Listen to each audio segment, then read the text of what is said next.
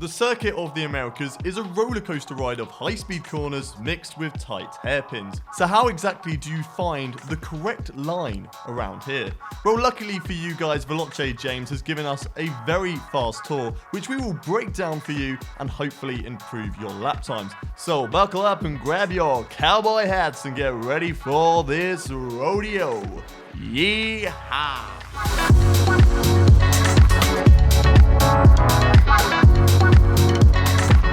Let's get into this incredible lap from Veloce James as we join him before the final corner, which is where any good lap starts. Getting the right line through the final corner is vital. Failure to do this and you could end up about 2 tenths down by the start of turn 1, which is not ideal. Take a late apex through the final corner, shifting down to second gear. Get the smoothest possible exit as you launch yourself down the start-finish line and open DRS. Before we start, note that James has opted for 56 front brake bias and 55 differential, whilst also selecting the Mercedes and clear midday for weather settings. Okay, now that's out of the way, let's crack on. Cross the start line to get the lap underway and keep that gas pedal planted to the floor as you rise up through this incredible elevated entry. Arrive at turn 1 in 8th gear and try to pick a braking point. The references you can use here are hard to come by, but there is a light box on the right of the track which is a great marker of where to brake. The first corner has a blind apex due to the topography of the track, so picking out the apex can be rather difficult. Once you do spot it though, aim for a late turn in and gently clip the curb. Shift down to first momentarily to help get the front end turned around before short shifting into second. As turn 1 was as difficult as you can imagine a corner to be, they've been kind and given us a flat out kink for turn 2.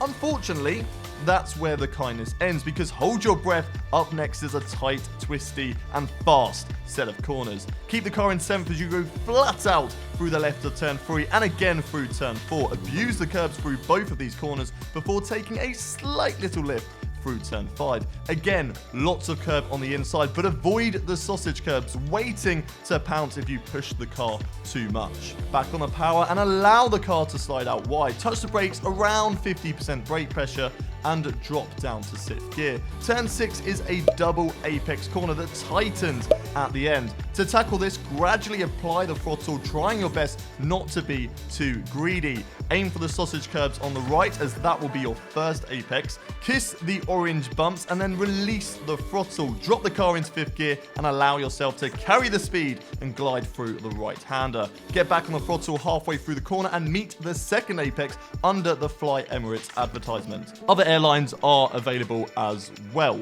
Keep the car in 5th, then don't shift up. Start braking at the green Astro on the right of the track, again only applying 50% brake pressure before turning in early for the 7th corner of this track.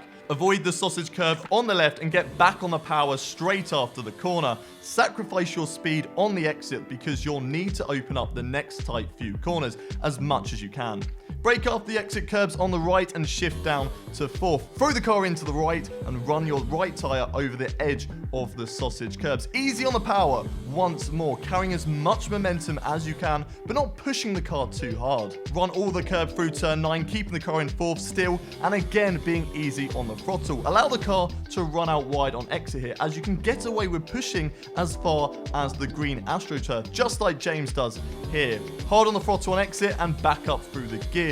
Navigate the small kink of turn 10, being sure to abuse the curves on the way through and then set the car up for the next hairpin.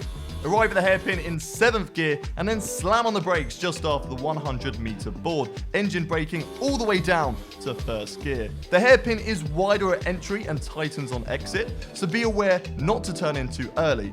Clip the apex and short shift to 2nd. Easy on the gas pedal once more as you let the car drift out to the exit curve before getting back on the power and climbing up through the gears on this long straight.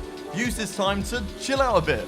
After that hectic section of corners, open up DRS and feel that wind in your hair. Then get ready for the next corner. Arrive at the end of the straight in 8th gear, then brake before the 50-meter board. Shift down to 1st as quickly as you can before attacking the curb, but being careful to avoid the orange sausage curb once more. Short shift to 2nd, then get back on the power as you use all of the exit curb to your advantage. Quickly though, get the car back over to the left for the best line into turn 13.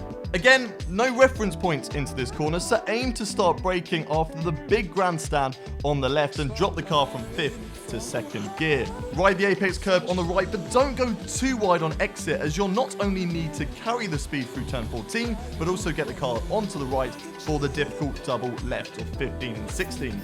There is no official corner between 14 and 15, however there is still an apex on the left, which if you want to be fast, you need to attack as much as possible to reduce the time lost through this tricky set of corners. Now into 15 and 16, a corner combination that is very similar to the tricky, challenging turn in Bahrain that just draws you into locking up. Brake for the first part of this corner as the curb starts on the right side. Apply about 75% brake pressure, but no more than this, as you'll be turning whilst braking and need to avoid locking up.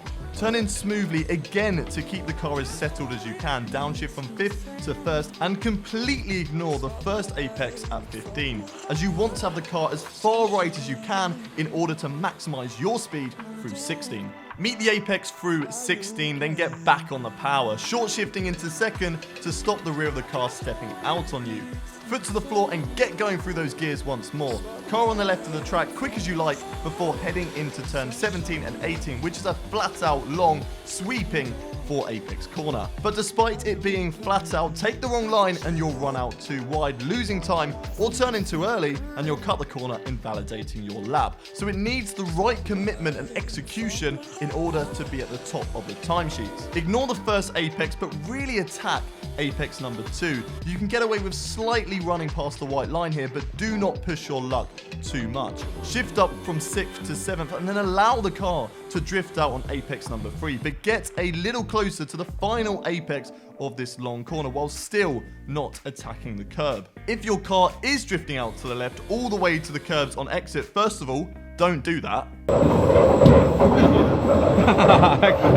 But if you are struggling with this, maybe you need to look at setup changes or changing the line you are currently taking through this corner. Back to our lap though, and just like James showcases for us here, keep the car as tight to the right as you can for this very quick left-hander. The apex for the penultimate corner is completely blind, so take your time to find the right line through it, and don't get too frustrated if you can't find it the first few times. Us men are usually quite bad at that anyway. Arrive in 7th gear and brake the light signal box on the right. Shift down 2 gears to 5th and throw the car in to the left-hander. Abuse the curbs at the apex, but be wary not to exceed the track limits. Back on the power as soon as you can and allow the car to use all of the track and more on exit. One more corner to go now, so keep the car planted on the right side. Keep the car in 6th all the way to your braking point. This will be difficult to pick out again, as references are scarce, but try to brake before the signal box on the right. Drop from 6th to 2nd and really hug the final corner, flirting with the track limits one last time. Back on the power as early as you can for one last short burst to the line. Open up DRS, and that is a lap around the circuit of the Americas. If you think that you can beat James's world record lap around the USGP, then why not have a go yourself? Let us know your lap times in the comment section below, and if you didn't set a time to rival James's, we still want to know how much you improved. Setups for this track and all the tracks on the calendar will be over on James's channel, so check out the description for that. And finally, if you did enjoy this video, subscribe to the Veloce Esports YouTube channel for more tips and tricks on F1 2019. But until the next video, I've been Haydon from Veloce, and we will see you very soon.